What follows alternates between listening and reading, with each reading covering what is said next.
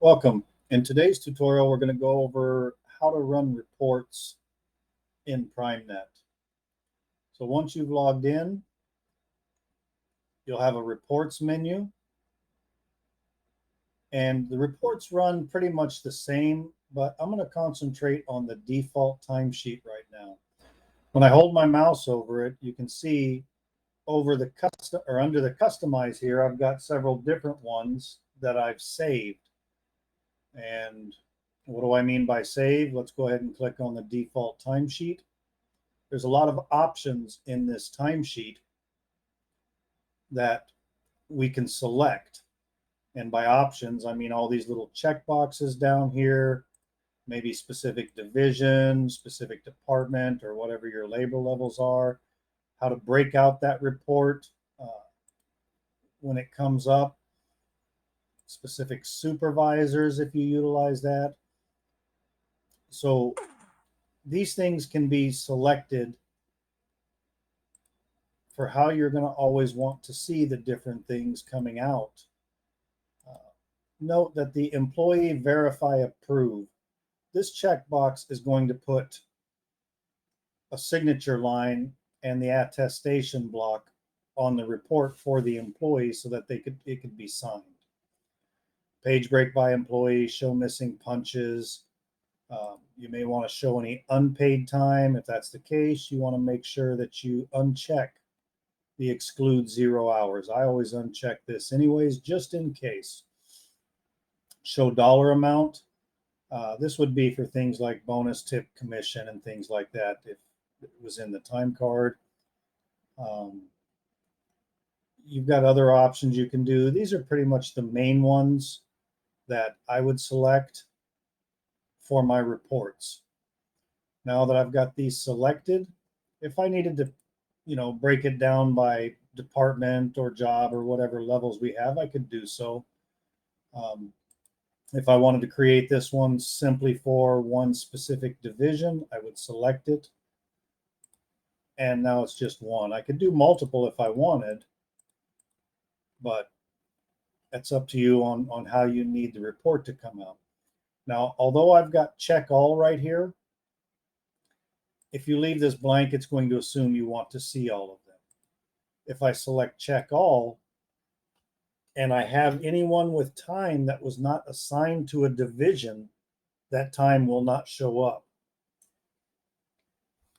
So normally I leave this blank. Now this is a nice part. There's a few reports that allow you to choose which pay type you want to see. If I'm just looking for absences for a date range of maybe a year, I would just select that. It's only going to return the employees that had absences and the dates that they had the absences. Same with like bereavement or jury duty. But down here for your PTO, these are great to be able to select, again, using a date range, say from the first of the year to present, to see how many vacation days the employee took. But like all the others, I leave them all blank. It's going to assume that whatever date range or pay period I select, it wants to see everything. So I'm not going to choose a date range yet. I've just got the items that I want down here. I click Save Options. I give it a name, something like this, or whatever's going to represent this report given these options that you've selected. And then you can click Save. Now, once I've selected Save, it'll appear under my customized report. So when I go to Time, Default Timesheet, I don't have to come all the way over here and select one. I can just click on the default timesheet from here. That's going to bring this up. From there, I could also come down here and select the customized report that I chose. Here, it's just the custodian department with only these options. This is just Manhattan Division, a test. So once I've got the report that I want to run, then I'm going to choose the date. I can run it by pay period, I can select multiple pay periods if I want, or just a single one. I could run by date range and put a to and from date or from and to down here. The normal is going to be a pay period list. Once I've got my pay period list, I'm just going to select generate report. It's gathering the data. Again, not specified. I'm running a report, grouping it by department.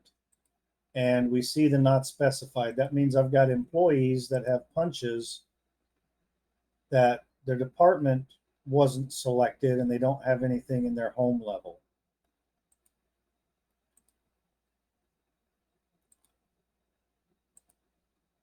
Next is the administration. Anyone with punches in the administration department is going to show up next. And we can see up here, I've got 68 pages. I've just been clicking the arrow to move from page to page. If this is the report you want, you can click here to print, and that's going to bring up your print for your browser. From here, you could print this report, or you could choose to save it as a PDF from right here if you wanted. You can also click here and choose PDF. I know there's Excel 97 and rich text. We don't really use these, although if that's the only version of Excel you have, then that would be the way to go. But we choose the PDF and click export, and it'll save it down to wherever your browser saves it. Now, if I want to export it to Excel or a CSV, I'm going to use this button in the middle. I click on it. My first option is Excel. My second one would be CSV.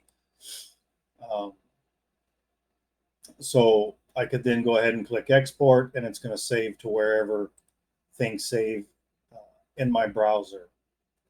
So that's the main way to run your reports. We'll go look at another one real quick, maybe just a simple hours summary. So you can see there's not as many options in this report to choose from. So saving one of these reports, unless you're saving a bunch by different departments and you just come in and choose that department, but I mean, it's almost just as easy to select it right from here than saving it and bringing it from the drop down. But that's your call. Current pay period, we'll go to the pay period list. I'll come down here and choose, let's do this one. Again, I want to leave all this blank because I want to see it all. I could group by supervisor down here if I wanted, but I'll just go ahead and click generate. I've got my pay period. I want to see all the employees.